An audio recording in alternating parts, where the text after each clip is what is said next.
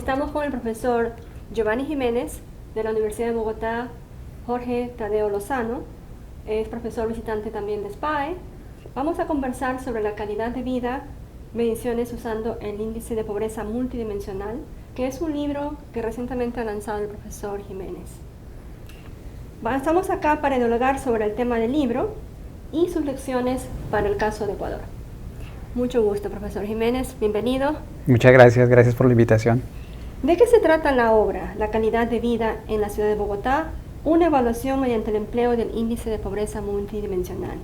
En particular, nos gustaría que, si pudieras resumir la obra, un resultado obtenido que te haya impactado y una implicación de política que asimismo te haya impactado, derivada de alguno de estos resultados. Muy bien. Bueno, la ciudad de Bogotá ha tenido un crecimiento exponencial en los últimos años, especialmente desde las finales del siglo XX, inicios del XXI.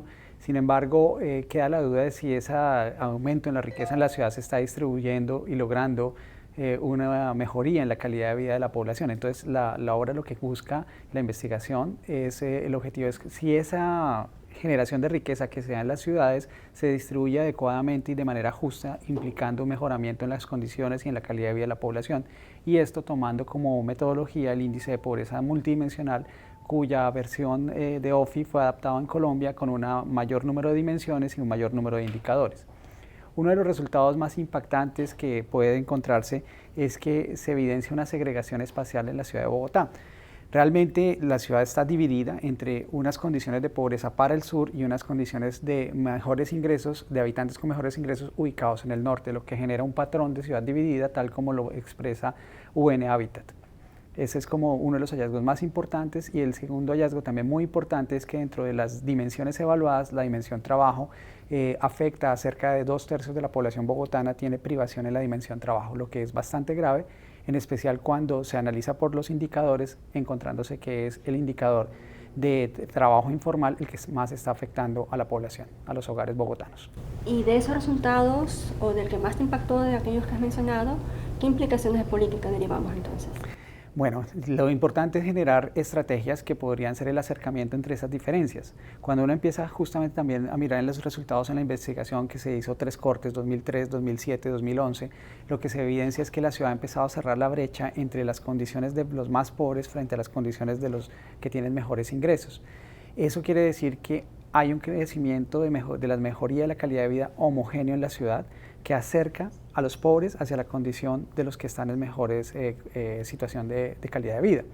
¿Por qué esto? Porque en un patrón de ciudad dividida llega a ser tan marcadas las diferencias que pedir que haya mezcla directa por vía política pública en que un habitante que está en una condición de pobreza se incluya dentro de un área tradicionalmente considerada de riqueza puede generar rechazo y mayor complicaciones sociales para la población. Entonces yo creo que la política social debe apuntar a la mejoría en todas las áreas de la ciudad para evitar que se presenten estos casos de segregación. Excelente iniciativa. Enfrentar o afrontar el tema social, pero a un nivel más fino, enfocándose en ciudades. Sí. Usualmente uno lo ve en país, a nivel país, región, pero a nivel de ciudad no es tan común. Quizás la limitante sean los datos. Excelente que tuvieron ustedes los datos requeridos para poder hacer esas mediciones a nivel de ciudad.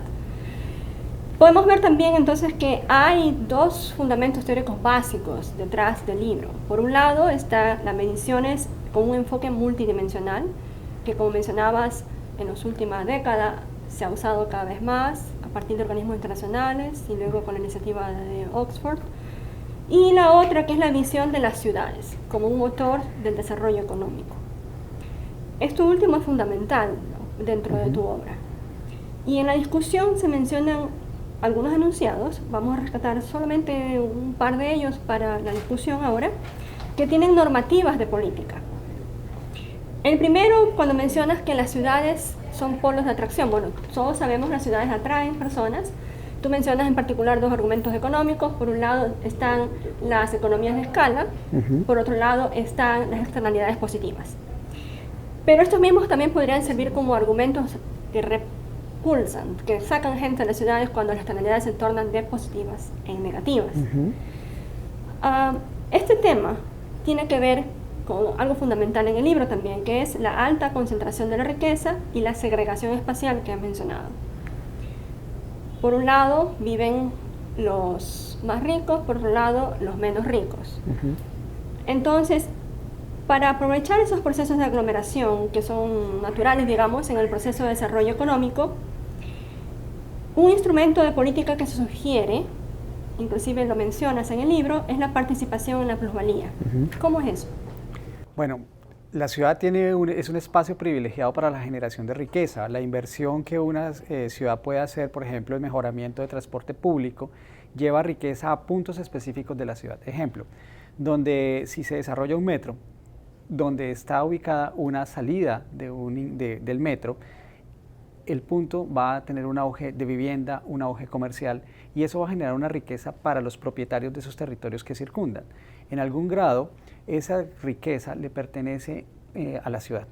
Se puede decirlo de manera radical. Algunos economistas plantean que toda la plusvalía generada por esa inversión que hizo la ciudad y que termina beneficiando a un tercero, le debería ser retornada a la ciudad en su totalidad. Sin embargo, pues esta es una posición bastante radical. Uno podría mirar que hay que hacer estudios de cómo cobrar una porción de esta plusvalía para inclusive financiar la obra sobre la cual se está generando la riqueza.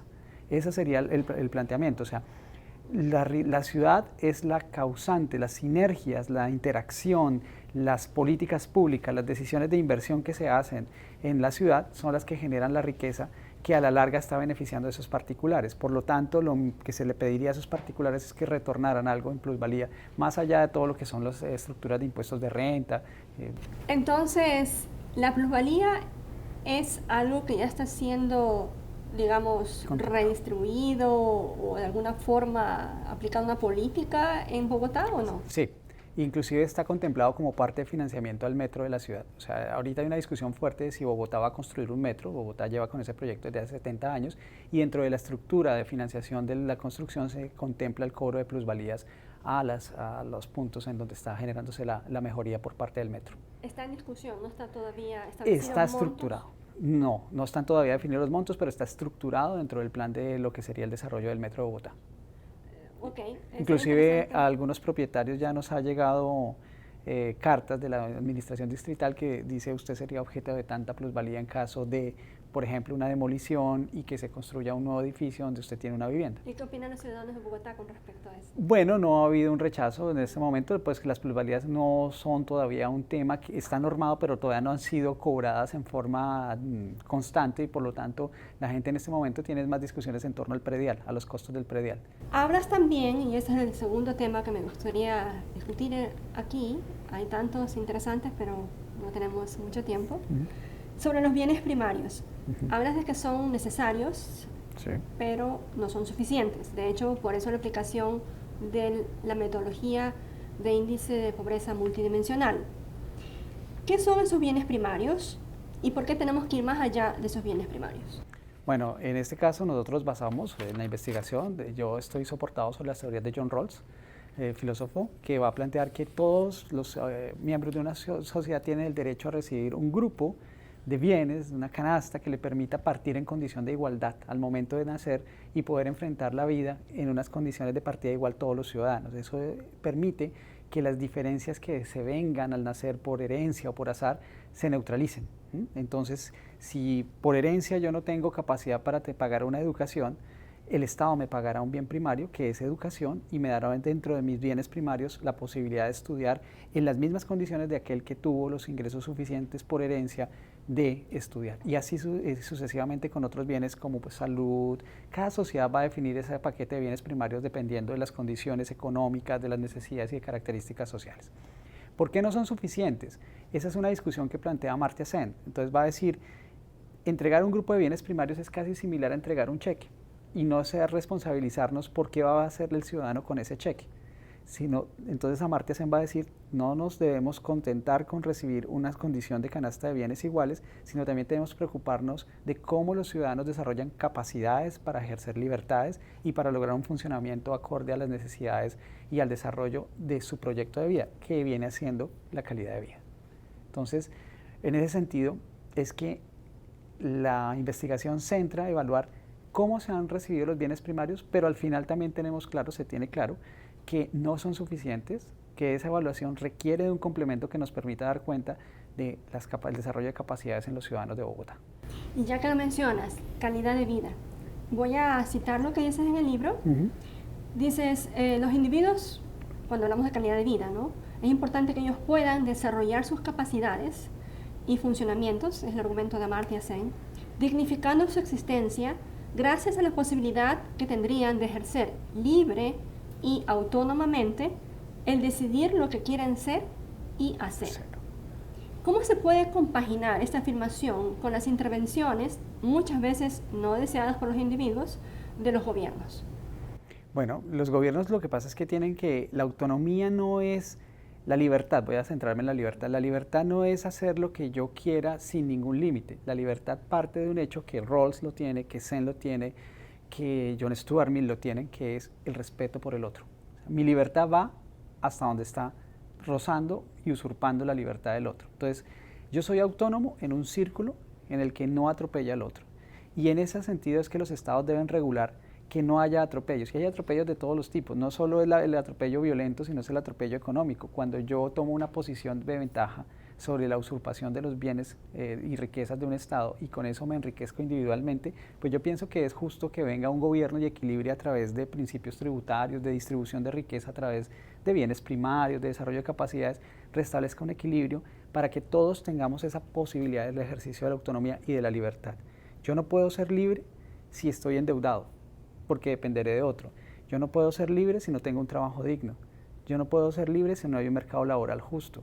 Yo no puedo ser libre si no tengo salud. Entonces ahí es donde entra el ejercicio del Estado como un gran regulador, como un gran mediador, para que restablecer la justicia y la posibilidad de que cada uno tenga una calidad de vida entendida como la capacidad de ser y hacer y por tanto de ser autónomo en el ejercicio. De forma libre y autónoma, pero obviamente teniendo límites. Límites dentro del respeto por el otro, como dice Rawls, o la esfera de no ir mis libertades más allá de las libertades que atropellen al otro, como diría John Stuart Mill.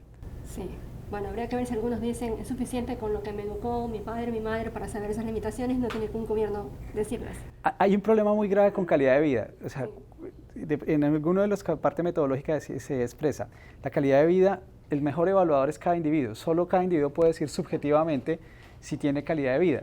Las mediciones como este estudio son una búsqueda de una evaluación objetiva que van más orientadas a un diagnóstico y a un planteamiento de evaluación también de políticas públicas que se le diga a los gobiernos está caminándose por un sendero correcto, pero si queremos realmente conocer si alguien valora calidad de vida, pues tenemos que ir a la metodología cualitativa y hacer quizás una entrevista en profundidad o un grupo focal que nos diga, bueno, cada individuo si está siendo satisfecho con la medida, con la forma en que el Estado o su contexto le está permitiendo desarrollar su proyecto. Y precisamente esta última acotación nos lleva a la última parte de este diálogo, que es relacionar resultados sobre el índice de pobreza multidimensional en Bogotá al caso de Ecuador, y en particular sobre resultados que tienen que ver claramente con instrumentos de política en campos que tú ves en el día a día. ¿Cuáles son esos? Me refiero a educación y trabajo. En educación, en el libro obtienes que uno de los indicadores es el alto rezago escolar o bajo logro educativo, en donde los resultados no han sido tan halagüeños como en el resto, en donde vemos en el resto que Bogotá ha reducido drásticamente la pobreza. Pero en este de bajo logro educativo, mencionas, es preocupante que en Bogotá la calidad de la educación básica sea inferior en los colegios públicos que en los privados.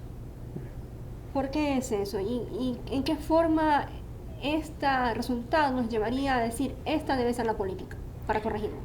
Bueno, el modelo productivo de la ciudad de Bogotá ha cambiado de un modelo más principalmente basado en lo industrial a uno en servicios. En un modelo y en una sociedad globalizada como la actual, servicios implica también generación de conocimiento e innovación. Y para generar conocimiento e innovación necesitamos tener una población con un nivel educativo superior para saber en qué grado nos insertamos en el proceso de globalización. En ese sentido es que es preocupante encontrar que hay un rezago escolar en nuestros niños que hay un mal acceso, por ejemplo, para la primera infancia también a los cuidados primarios, porque eso está afectando el futuro de estos ciudadanos. Entonces, una inversión en educación es fundamental para el futuro de la sociedad, para poder preparar a unos nuevos ciudadanos que tengan una capacidad cognitiva alta, que tengan una perspectiva global, que sepan generar innovación, que sepan basar su trabajo en la generación de un valor agregado a través del conocimiento. Eso es fundamental. Creo que una aplicación que podría tener en política pública Ecuador es eso, o sea, centrar en la educación. Creo que ese es el camino que ustedes también están tomando y me parece fundamental, porque si se quiere migrar de una base industrial, de una base extractiva, petrolera, nuestras naciones comparten esa problemática de estar muy ligados a la base petrolera, en el caso colombiano la carbonera también. Si queremos dejar de depender de todo lo que son minerales, a pasar a una sociedad del conocimiento, es en el talento humano, en la generación de competencias ciudadanas, en la generación de innovación, donde está, y eso nos lo da la educación. Eso es fundamental.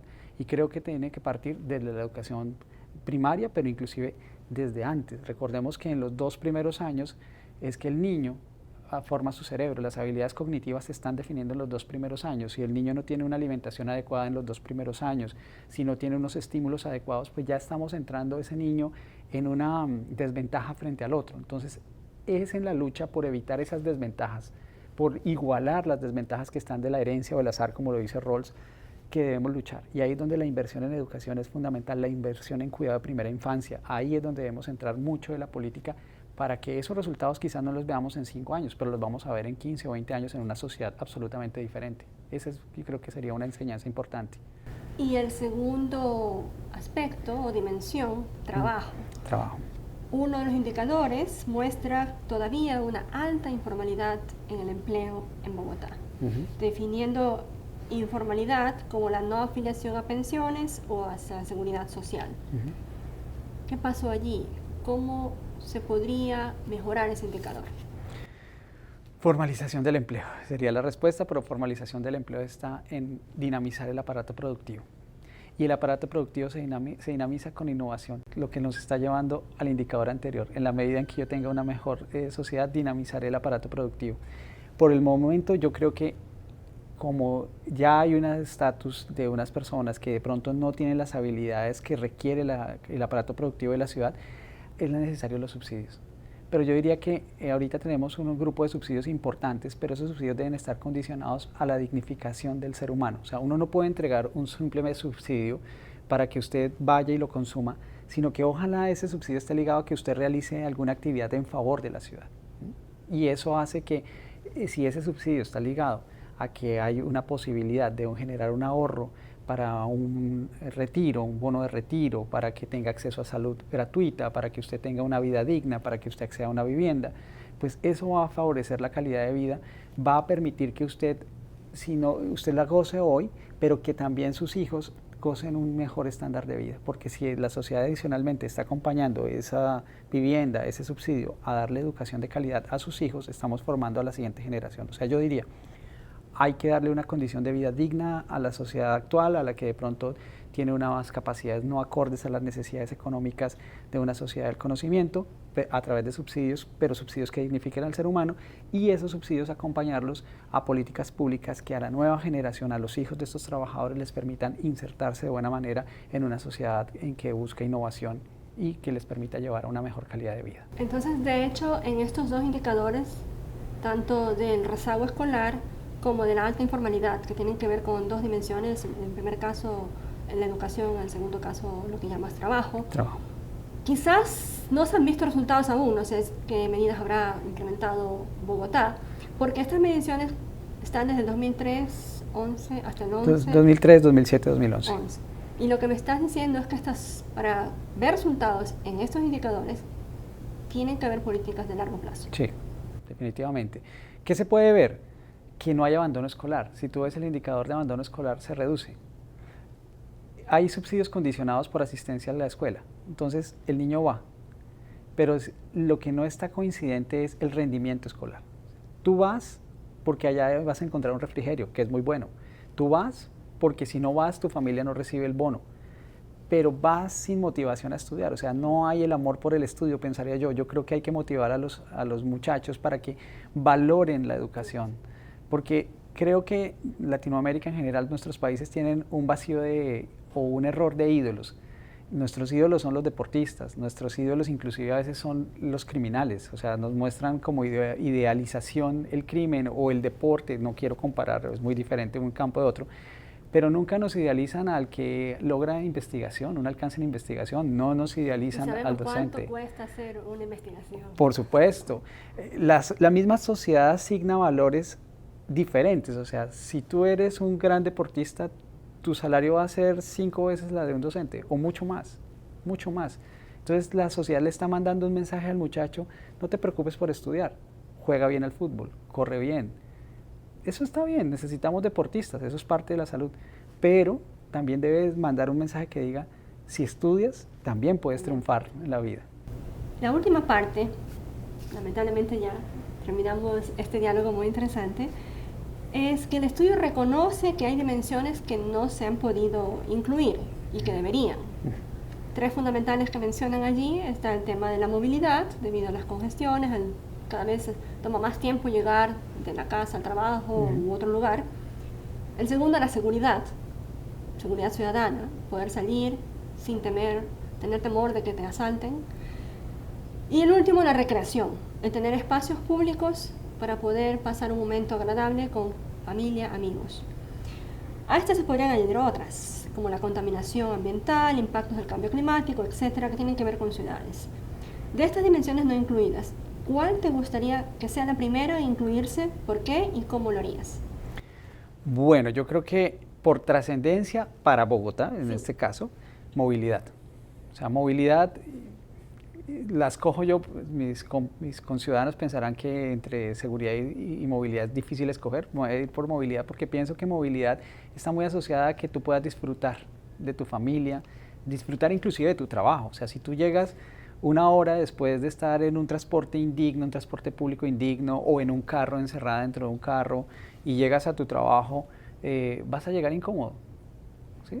No vas a dar lo mejor de tu trabajo, para tu trabajo. Y si al final de la jornada tú estás preocupado por regresar a tu casa, ¿cuánto vas a durar?